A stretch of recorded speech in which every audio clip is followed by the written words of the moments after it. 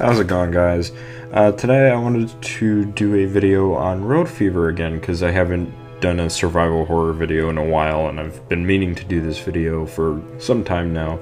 And recently I just got some more screenshots, so this video is going to be a little bit longer than originally intended. I also got a new soundtrack, but because Eric didn't really want me to reveal it so much, you're not going to be able to listen to it all that much, you know, without me talking over it. And I understand why, you know, he doesn't want to show it off at the moment, and it's possibly not even an official track yet, so, you know, completely understand why he would want to do that. Before we begin, I just want to disclose the fact that I have a small role in Road Fever in terms of voice acting, and that's about it. I'm not actually involved with the development, but I have made a few suggestions. I don't know if they've gone through or not, but just to disclose that fact, that's the only thing that I'm involved with in terms of Road Fever. I'm not getting like a free copy or anything like that, and nor do I want a free copy. I'll just pay for my own copy and possibly back the Kickstarter whenever that becomes a thing. But just want to let you all know that's what's going on with this. You'll notice that most of the screenshots that were taken are of the manor, and what I like about it is that it has a very gothic feel to it, kind of like the Devil May Cry 1 castle, or before it was Devil May Cry 1's castle, it was a mansion castle for Resident Evil 4 or Resident Evil 3.5. So that's what I like about it. I'm really interested to see how it's going to look inside. I mean, we've seen the main hall in the first gameplay teaser of Road Fever, and I'm actually really interested to see more of it, you know, just to see like rooms that you're going to be going into. I'm interested to see like some of the puzzles that players are going to have to go through in order to progress through the story, because that's going to be really interesting.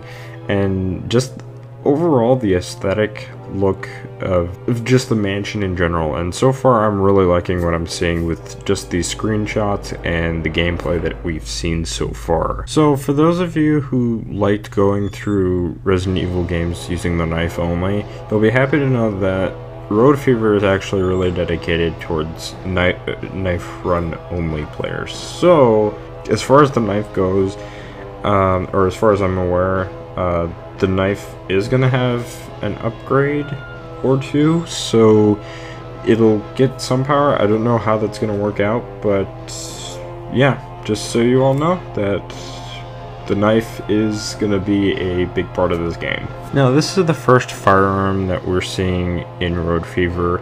I don't know how many there's going to be, and there's also the possibility of finding weapon parts and combining those along with possible weapon upgrades. Again, that I don't know if that's going to be a thing. That might not end up being the case, but it's still being talked about right now. So that being said, you know, here's what we have so far. And now I want to move on to suggestions for the game. Now, I've made some suggestions. I don't know if they're actually going to be implemented into the game or not, but, you know, I've made them. If you guys want to share some of your own, please, you know, feel free to comment down below and mention whatever you want to see possibly make it in. Keep in mind that this is a very small budget title, and a lot of the stuff that you may suggest might not ever end up being in the game because of that. Now, one of the suggestions I made was having ammo crafting and weapon parts be a thing, specifically the ones that you would find in Resident Evil 3, since that I really like that feature, being able to find like the different parts and just being able to make a gun out of those parts that you can use in the game. As far as how you would obtain these weapon parts, I think you, instead of just getting them from a boss, like specifically Nemesis, in this case I think you should be able to find them, but they should be very difficult to find. Like, you would actually have to take your time through each room and actually look and see if there are any parts that you can use and take and make that weapon. You know, so like I don't know if like having a bolt action rifle is going to be a thing in the full game, but if it does, then maybe you can find parts for that instead of just obtaining it, like say the handgun or the knife. So yeah, you know, that's I think that would be a better way to do it instead of obtaining parts from a boss, kind of like how Resident Evil 3 did it. Now, as far as the ammo crafting goes, I think the gunpowder shouldn't be as easy to obtain, and the types of like gunpowder should maybe be a little bit more varied. I don't know how you would vary them, but just a suggestion, or just to elaborate on that suggestion. Now, the other thing that I suggested was having poisoning be a thing in Road Fever.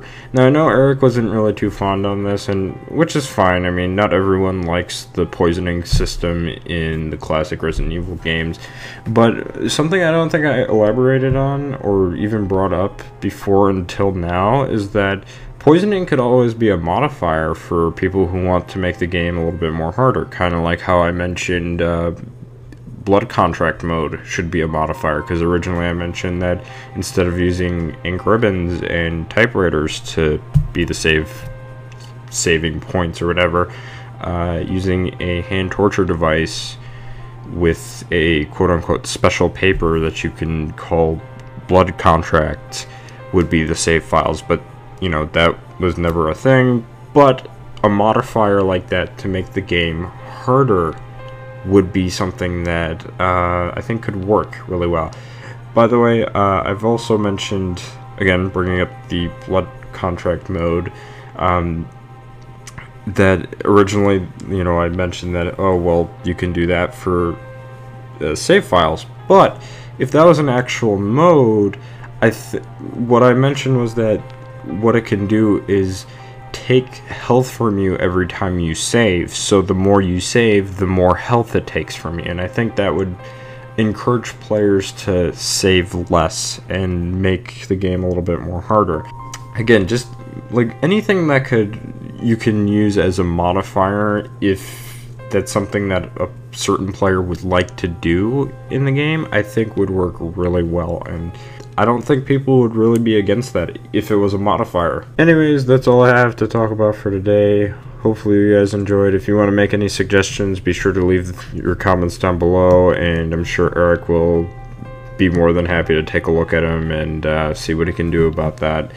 And yeah, again, hopefully you all enjoyed. Make sure to follow me on Google Plus and Twitter, and I will see you all in the next video.